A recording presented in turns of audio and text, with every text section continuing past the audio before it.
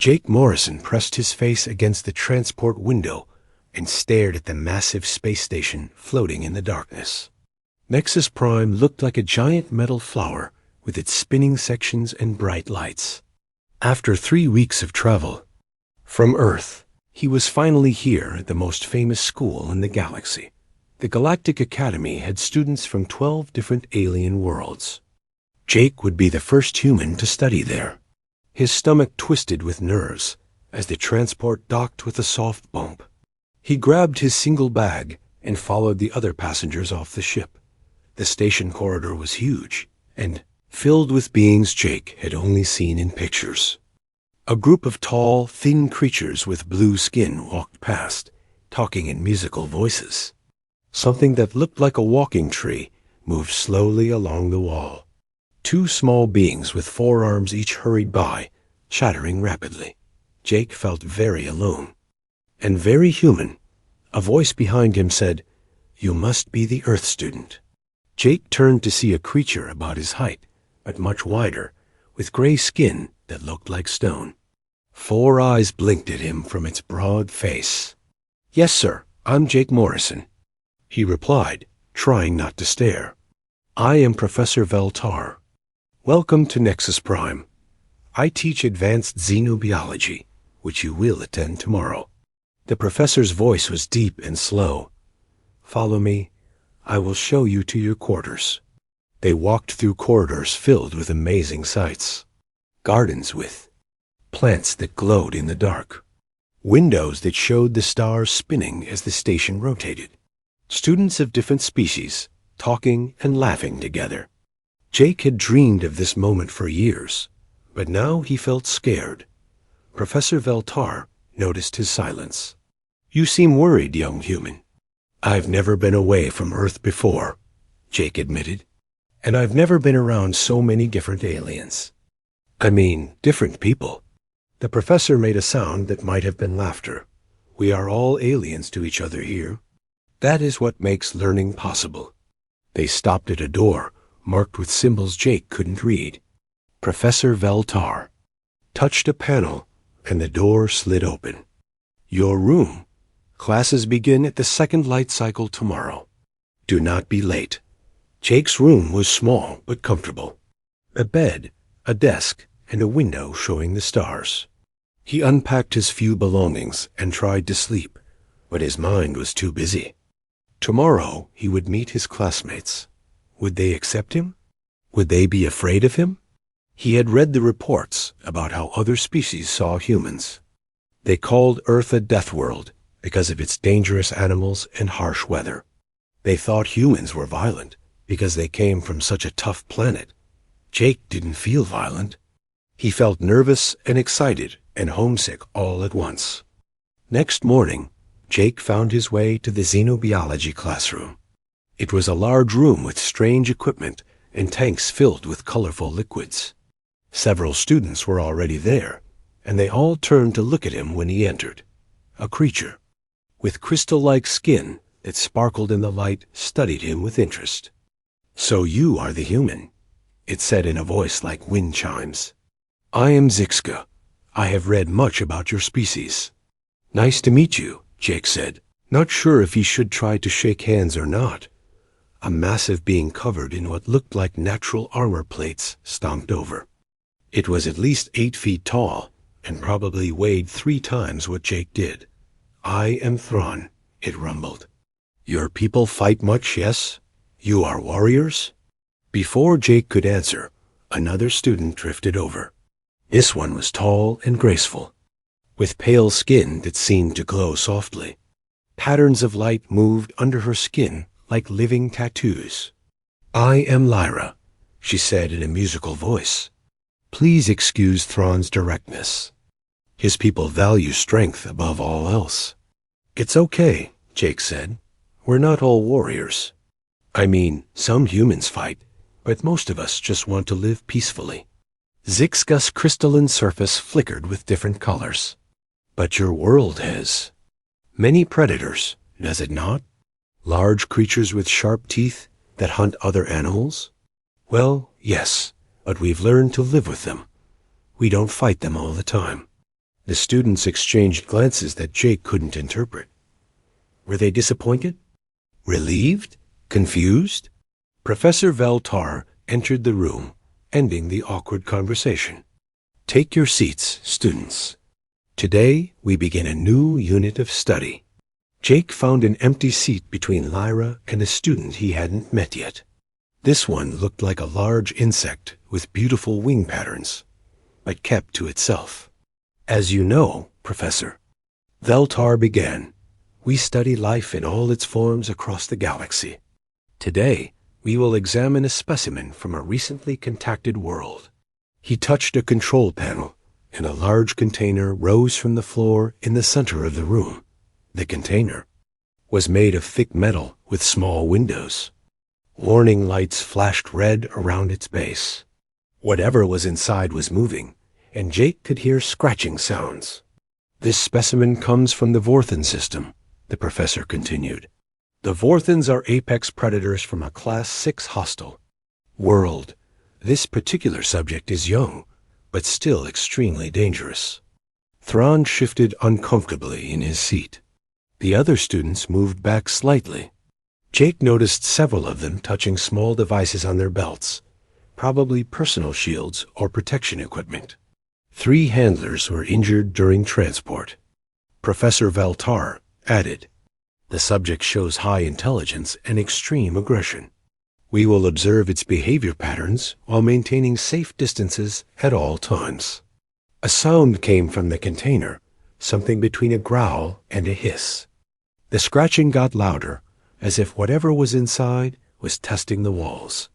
Lyra's skin patterns shifted to darker colors. Professor, is this wise? The safety protocols suggest minimal exposure to unknown predator species. Learning requires some risk, Professor Veltar replied, but we will take all precautions. He touched another control, and part of the container became transparent. Jake leaned forward to get a better look, while his classmates leaned back.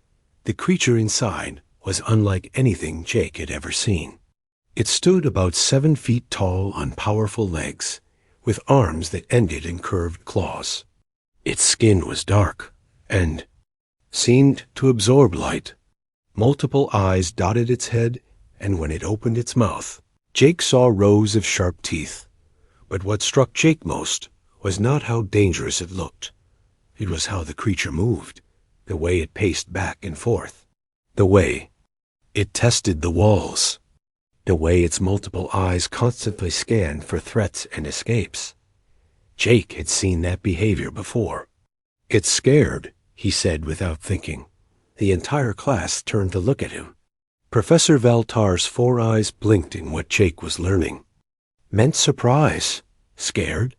Zixka's crystals flickered rapidly.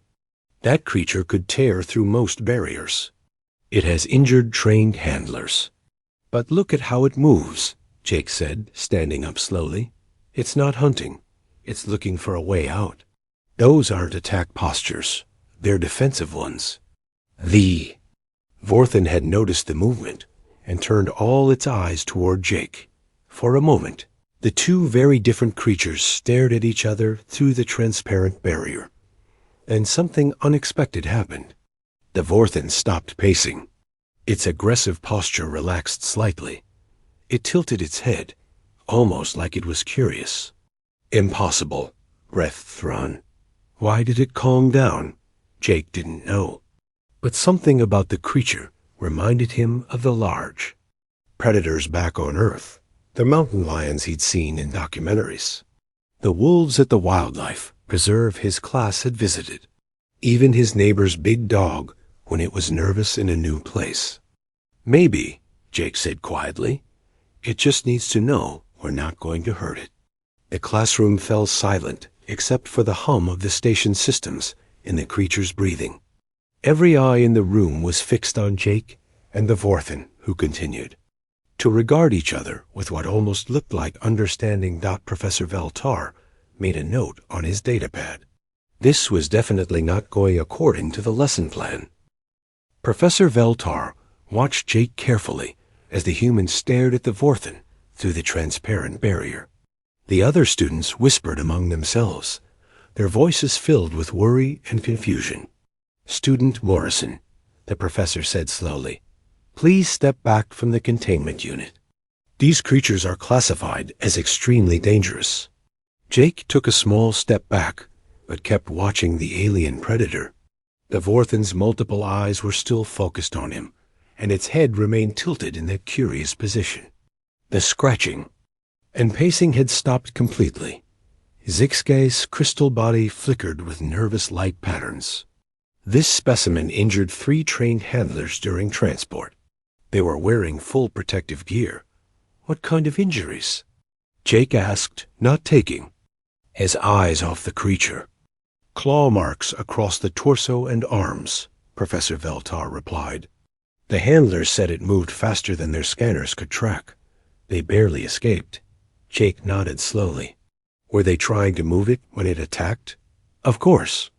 It had to be transferred from the transport ship to our containment system. Did they try to communicate with it first?" The question made several students gasp. Thrawn's armored plates shifted with what Jake was learning meant surprise. Communicate? With a predator? Why would anyone do such a thing? On Earth, we've learned that most animals attack when they're scared or protecting something. If you give them space and show you're not a threat, they usually calm down.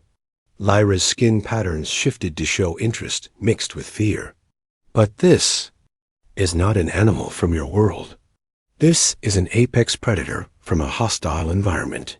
Its entire biology is designed for killing. So are sharks, Jake said, and bears, and big cats. But they don't attack everything they see. They have reasons. The Vorthin made a soft sound, almost like a low rumble. It wasn't the aggressive hiss from before. Jake recognized it as the kind of noise animals made when they were trying to figure something out. Professor Veltar made more notes on his datapad. Interesting theory, but we must follow safety protocols. This creature has already demonstrated hostile behavior. Maybe it was defending itself, Jake suggested. If strangers in weird suits tried to grab me and move me to a strange place, I'd probably fight back too. The insect-like student finally spoke up. Its voice was buzzing and hard to understand. The human makes a point. Fear responses often appear as aggression in cornered subjects. Jake smiled at his classmate. "What's your name?" "I am called Buzz in your language. My real name cannot be pronounced by most species here." "Nice to meet you, Buzz." The Vorthin made another soft rumbling sound and moved closer to the transparent wall. Several students immediately activated their personal shield generators, filling the air with a blue glow. But Jake stayed where he was. Look at its body language. It's not in an attack position. Its claws are relaxed. Its eyes aren't focused like a predator tracking prey. How can you tell? Lyra asked, her light patterns showing curiosity overcoming fear. My grandfather taught me to read animal behavior. He worked with wildlife back on Earth. Big predators have certain patterns when they're hunting versus when they're just curious. The Vorthin pressed one clawed hand against the barrier, right in front of where Jake stood. Up close, Jake could see that the creature's dark skin had patterns like scales, and its multiple eyes were actually quite beautiful, with different colors swirling in each one. It wants to touch you, Buzz observed with interest. Or it wants to tear you apart, Thrawn muttered. But he leaned forward to watch despite his words. Jake slowly raised his own hand and placed it on the barrier opposite the Vorthin's clawed one. The creature made that rumbling sound again, louder this time. Professor, Zixka said urgently, the containment sensors are showing increased activity. The specimen's heart rate and brain activity are both rising. Professor Veltar moved toward a control panel. Perhaps we should sedate the creature. Wait, Jake said quickly. Increased activity doesn't always mean aggression. It could mean excitement or curiosity, or preparation for attack, Thrawn pointed out. The Vorthin began moving again, but not in the same pacing pattern as before. It walked in a circle around the inside of its containment unit, always keeping its eyes on the students. When it completed the circle, it stopped in front of Jake again. It's showing us its space, Jake realized. Like when a dog shows you around its yard. It's not threatening. It's introducing itself. Dogs? Lyra asked. Domestic animals on Earth. They were originally predators, but we learned to live together. Now they're our companions. The concept seemed to shock his classmates. Zixka's crystals flashed rapidly. You domesticated predators? How is this possible? Time, patience, and understanding, Jake replied. We learned to read their signals, and they learned to trust us. The Vorthen made a new sound, a series of short, sharp clicks. It repeated the pattern 3 times, then waited. It's trying to communicate, Buzz said with excitement. That pattern was identical each time. Jake listened carefully as the creature repeated the clicking pattern again. Then he tried to copy it, making clicking sounds with his tongue against his teeth. The result wasn't perfect, but close enough. The Vorthen's reaction was immediate. All its eyes widened, and it made an entirely different sound, something almost like purring. It repeated Jake's clicking pattern back to him, and added new clicks at the end. Incredible, Professor Veltar breathed. In all our studies of predator species, we have never seen communication attempts this sophisticated. Maybe that's because no one ever tried to talk to them, Jake suggested. The other students were staring in amazement. Even Thrawn had moved. Closer, his earlier fear replaced by fascination. How did you know to do that? Lyra asked. I didn't know. I just tried something I thought might work. On Earth, lots of animals communicate with sounds. Dolphins, whales, birds, even some insects. Buzz's wings fluttered with excitement. My people communicate partially through sound patterns. Perhaps this species does as well. The Vorthen clicked again, a longer, more complex pattern this time. Jake tried to copy it, but couldn't get all the sounds right. The creature waited patiently, and repeated the pattern more slowly. It's teaching you, Zixka observed with wonder. A predator species is actively teaching communication to another being. Maybe they're not just predators, Jake said. Maybe. They're intelligent beings who happen to be good at hunting. There's a difference. Professor Veltar was recording everything on his datapad and several other devices. This changes everything we thought we knew about this species, if they are truly sapient. Then keeping them in containment units might be wrong. Jake finished. The room fell silent except for the Vorthen's breathing and the hum of the station. Systems.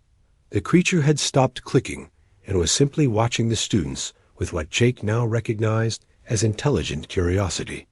Professor, Jake said carefully, what if this isn't a specimen? What if it's a person?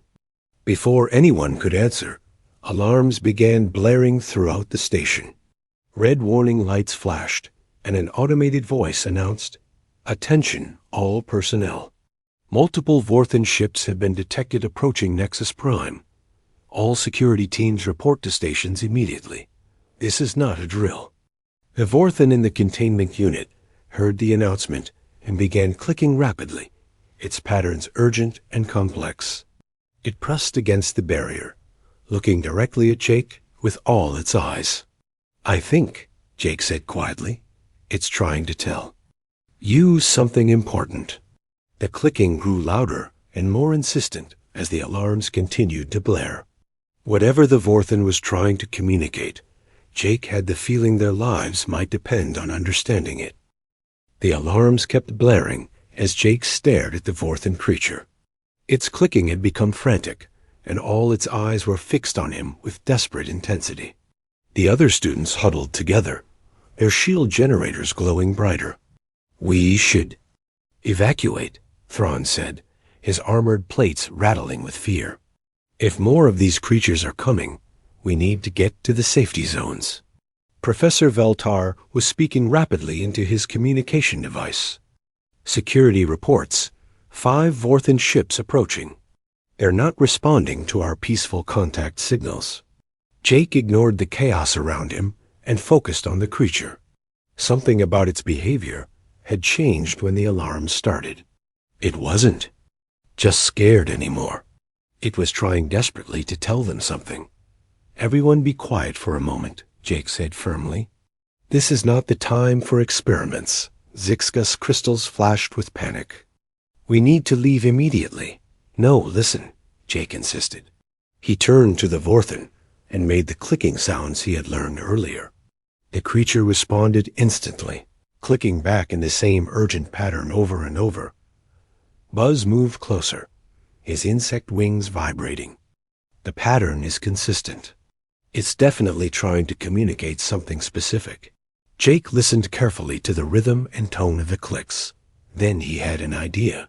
He sat down on the floor, right in front of the containment barrier, crossing his legs like he had done the day before.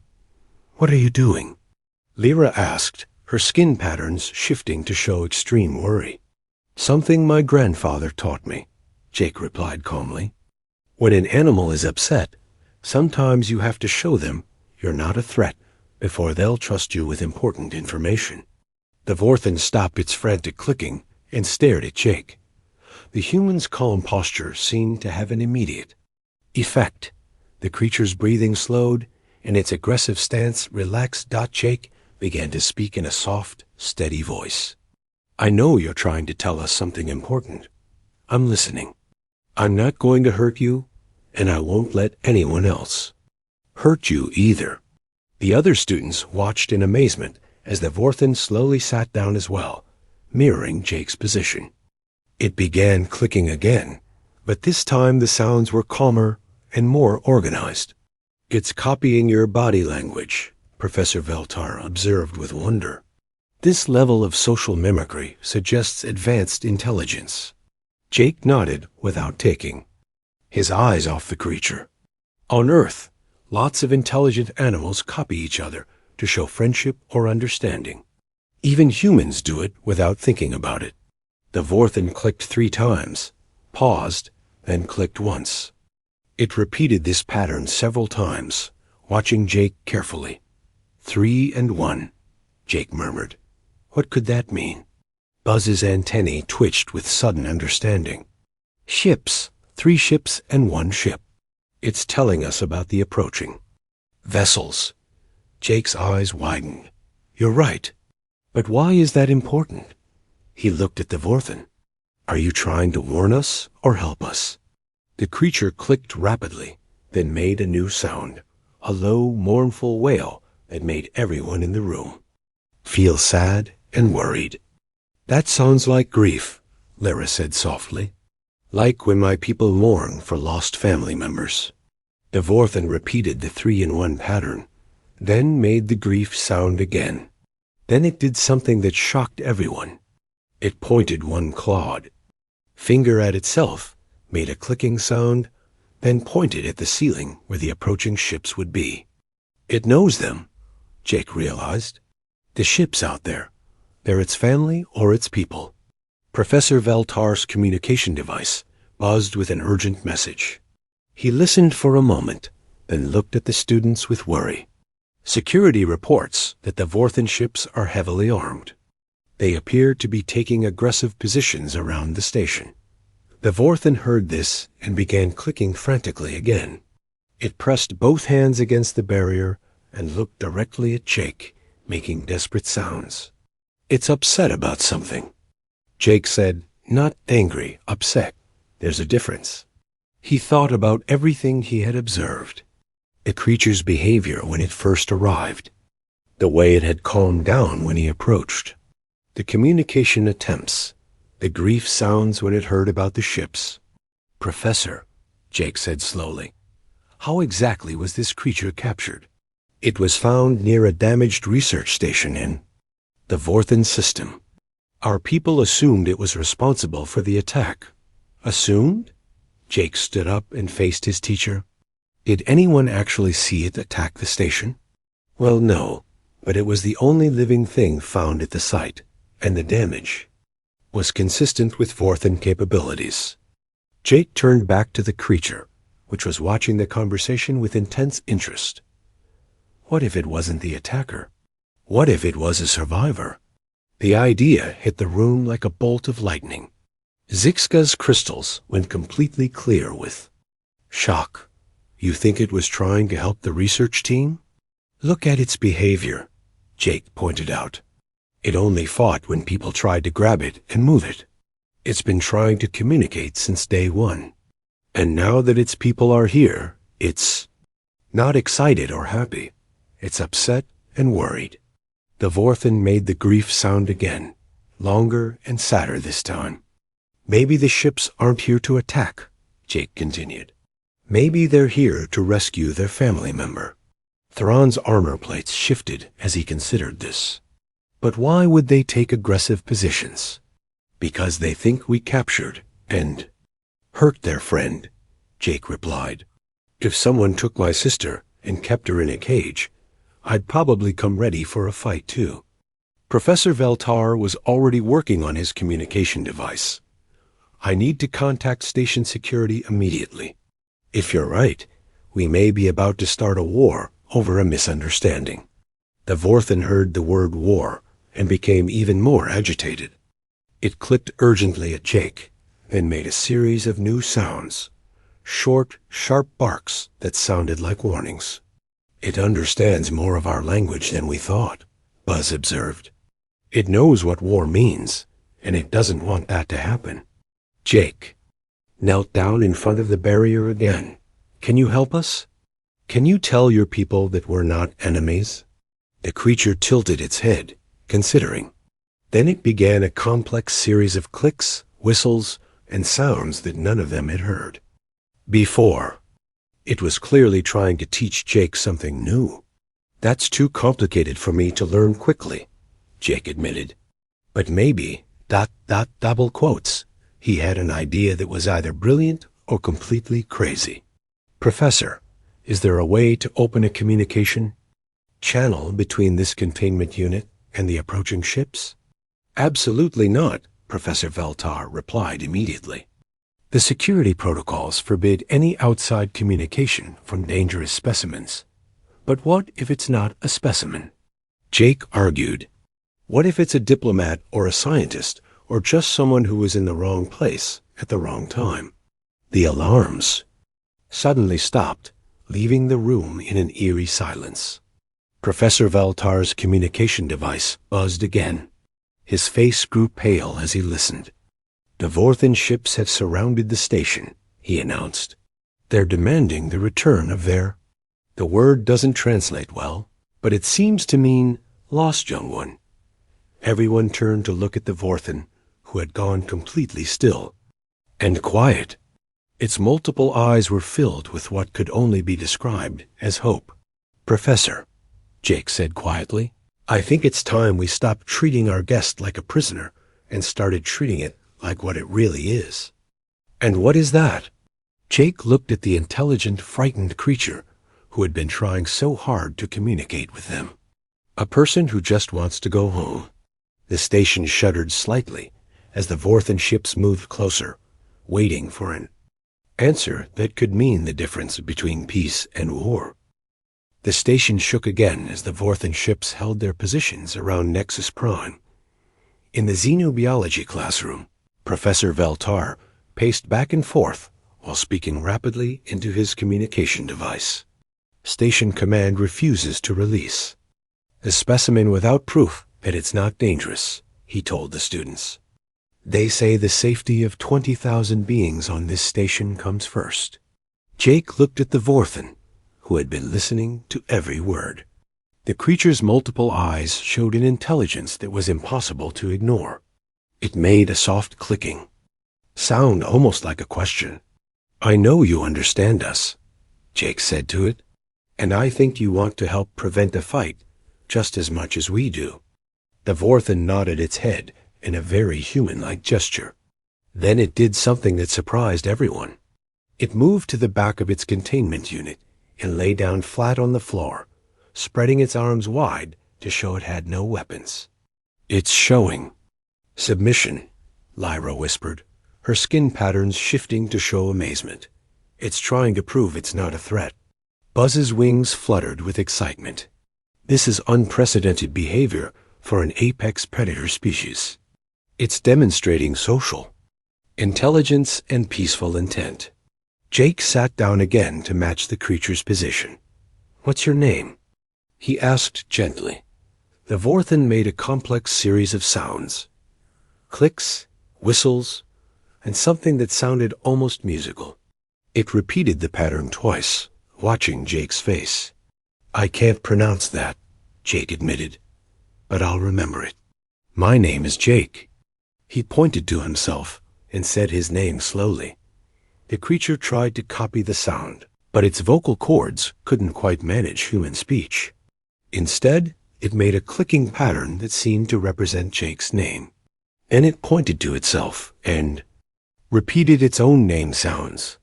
"It's introducing itself properly," Professor Veltar observed, making rapid notes. "This is definitely sapient behavior."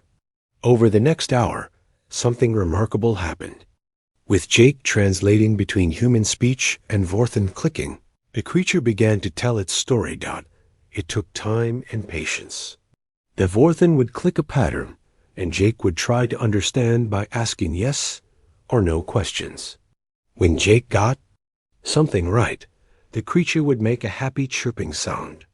When he was wrong, it would make a gentle correction. Slowly, the truth emerged. The Vorthen was young, barely an adult by its species standards. It had been part of a research team studying plant life on a distant world. When they received a distress signal from the human research station, they had gone to help. Help? Zixka's crystals flickered with confusion. But the station was destroyed.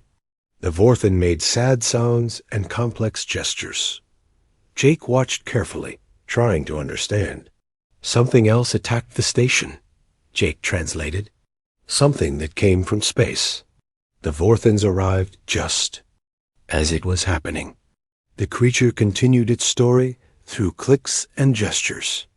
It had managed to rescue 3 human researchers from the wreckage, but they were badly injured. It had been trying to keep them alive when the Galactic Academy's rescue ships arrived. The rescuers saw a large predator near injured humans. "Professor," Veltar said slowly, understanding dawning on his face. They assumed it was the attacker. The Vorthen made more urgent clicking sounds. Jake listened carefully, then turned pale. "The 3 humans it rescued," he said quietly. "What happened to them?" Professor Veltar checked his data pad quickly.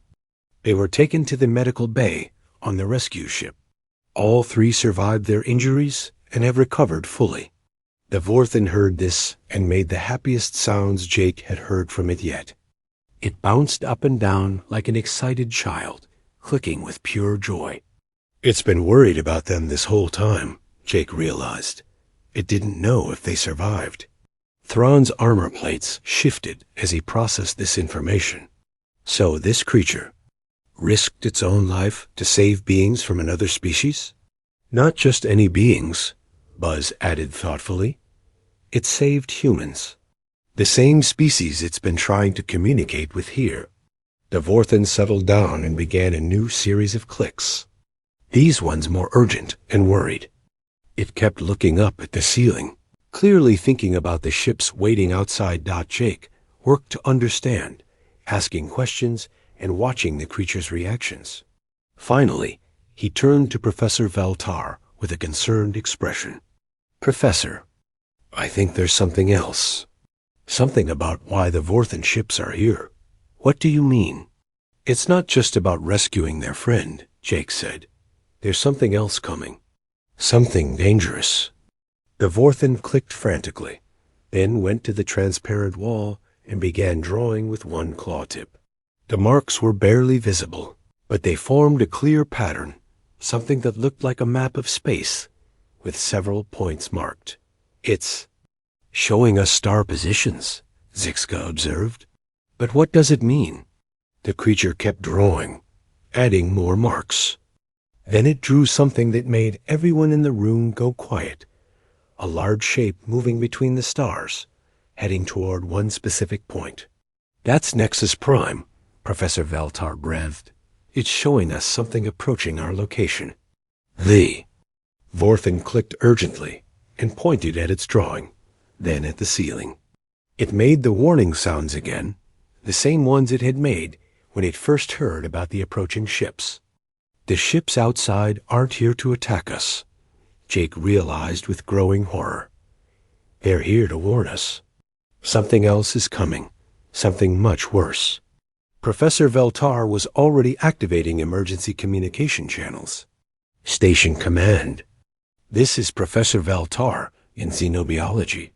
I need to speak with the defense coordinator immediately." While he waited for the connection, the Vorthen continued its urgent explanation to Jake. The creature showed him more. Drawings, images of the spaceborne attackers that had destroyed the research station. It looked nothing like Vorthen's or any species Jake recognized. "It's trying to tell us about the real enemy," Jake said. "The things that attacked the research station are coming here next." The communication device crackled to life. "Professor, this is Defense Coordinator Kane. I don't have time for academic theories right now. Coordinator, the Vorthen specimen has been trying to warn us about an approaching threat. The ships outside aren't attacking. They're trying to help. That's impossible. Our sensors show no other threats in the area." The Vorthen heard this and became even more agitated. It clicked rapidly at Jake, then ran to its drawings and began adding more details. "How far away are the attackers?" Jake asked it. The creature held up several claws and made a sweeping gesture. It was clearly trying to indicate distance or time. "Professor," Jake said urgently, "I think we only have a few hours before something very bad happens. And right now, the only beings who can help us are floating outside in ships, thinking we've captured and hurt their friend." The station shuddered again, but this time it felt different.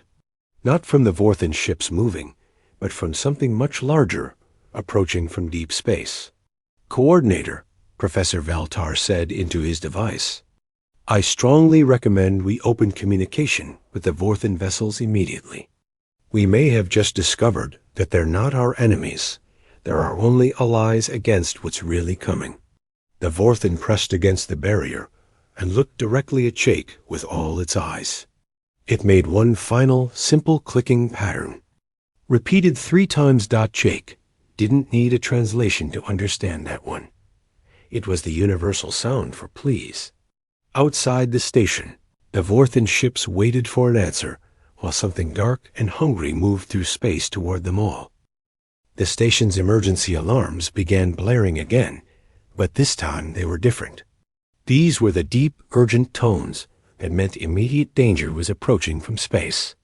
"All hands to emergency stations," the automated voice announced. "Unknown hostile vessels detected approaching at high speed. All defensive systems activating."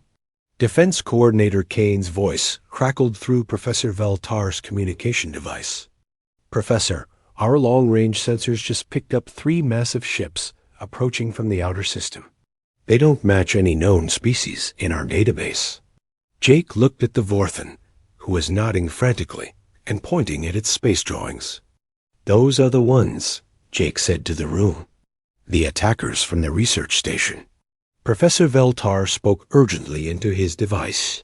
"Coordinator, we need to release the Vorthen immediately and open communication with their ships. They're here to help us fight these attackers. I can't authorize the release of a dangerous specimen during a combat situation." The Vorthen heard this and made a sound of pure frustration. It began clicking rapidly at Jake, its multiple eyes filled with desperate urgency. Jake listened carefully, then turned to his classmates. "It says the attackers are called the Devourers. They consume entire space stations for metal and energy. The only way to stop them is to work together." "How does it know this?" Zixka asked, her crystals flickering with fear. More urgent clicking from the Vorthen. Jake translated. "Its people have been fighting these things for months. They've lost 3 colonies already. The research station was just the beginning. Thrawn stepped forward, his massive frame towering over the containment unit. If this is true, then keeping our ally locked up while enemies approach is not the action of warriors. It is the action of fools. Lyra's skin patterns shifted to show. Determination mixed with fear. Professor, we have to do something. If Jake is right, we're all in terrible danger. Professor Veltar made a decision that would change everything. He walked to the containment unit's control panel and began entering his authorization codes. Professor, what are you doing? Uz asked nervously. Something that's either very wise or very stupid, he replied, pressing the final sequence. The containment barriers deactivated with a soft hum. For a moment, nobody moved. The Vorthan stood perfectly still inside its now open cage, looking at each student in turn. Jake held his breath, hoping his trust hadn't been misplaced, and the creature stepped out slowly, keeping its claws retracted and its posture non-threatening. It walked directly to Jake and made a soft clicking sound that somehow conveyed gratitude. Thank you for trusting me, Jake said, though he wasn't sure if the Vorthan understood the words.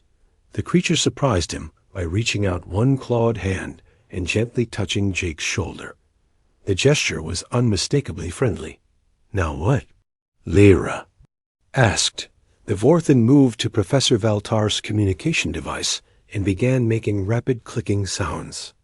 When the professor looked confused, it gestured for Jake to help. It wants to talk to its people, Jake translated. And to station command. It says there isn't much time. Professor Veltar activated the emergency communication channel. All stations, this is Professor Veltar.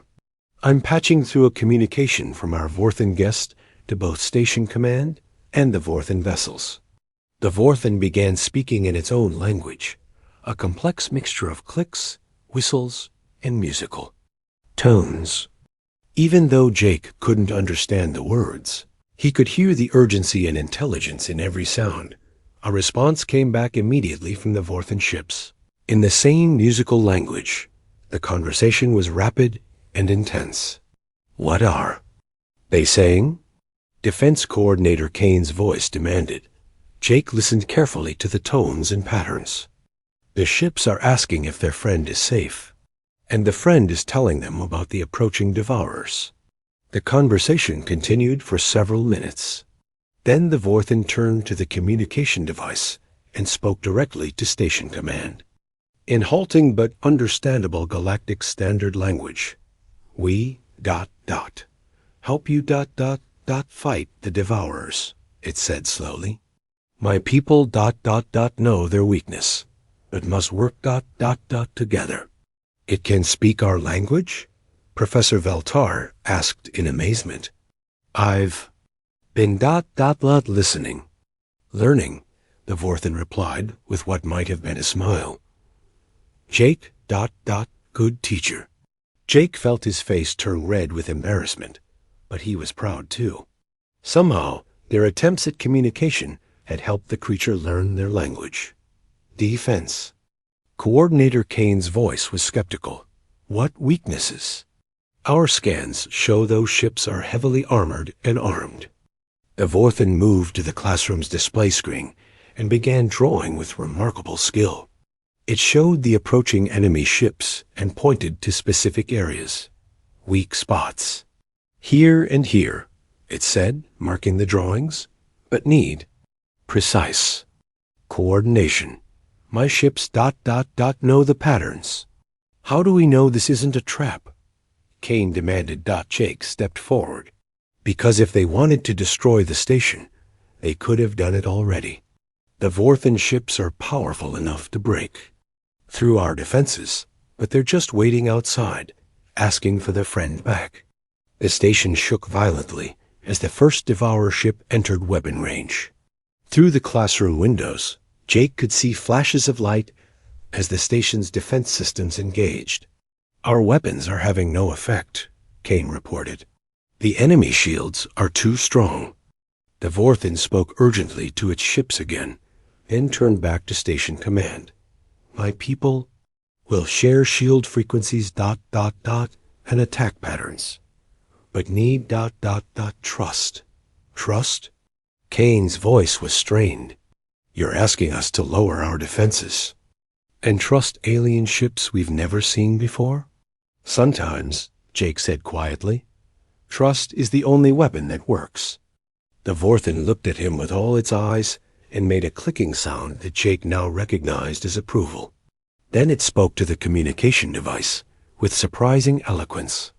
Jake Morrison, of Earth, showed me trust when others showed fear. He listened when others would not hear, because of him. I wish to save all beings on this station, not just my own people. The decision came from an unexpected source. This is Captain Torres of Station Security, a new voice announced. I was one of the humans rescued from the research station. If this being saved my life once, I'm willing to trust it again. Defense Coordinator Kane was quiet for a long moment. Then, all units stand by for joint tactical coordination with Vorthin vessels. What happened next was unlike anything in galactic history. Human, Vorthin, and other alien species worked together in perfect harmony. The Vorthins shared their knowledge of Devourer weak points. Station Command coordinated attacks with Vorthin ships. The combined fleet struck with precision at exactly the right moments. The battle was fierce but brief. The Devourers, accustomed to fighting individual species, couldn't adapt to the coordinated assault from multiple civilizations working as one.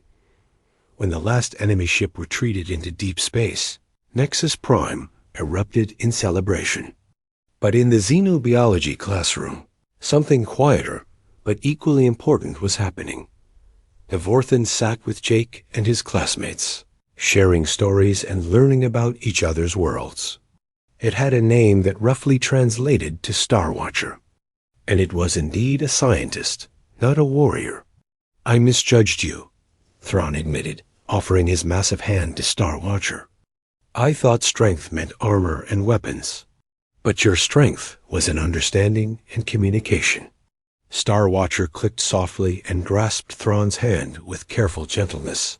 Jake taught me ... that fear makes poor teacher. Understanding makes ... good friend. Professor Veltar was already planning new courses in interspecies communication, with Jake and Star Watcher as the first instructors. The attack had shown everyone how dangerous misunderstandings could be, and how powerful cooperation could become. As the celebration continued outside, Jake received a message from Earth. His sister Amy was indeed coming to join him at the academy, and she was bringing not just her dog Max, but also a team of Earth's best animal behaviorists. Looks like, Jake said to Star Watcher, you're going to have lots of new friends to talk to. Star Watcher made the happy clicking sounds Jake had learned to love. Good, it said. Universe ... big place. Need many friends ... to fill it. Outside, the windows, human and Vorthin ships, flew together in formation, patrolling the space around Nexus Prime. The galaxy had learned an important lesson. Sometimes the beings you fear the most are exactly the ones you need the most. And it all started with one human who was willing to sit down and listen to a frightened creature who just wanted to go home.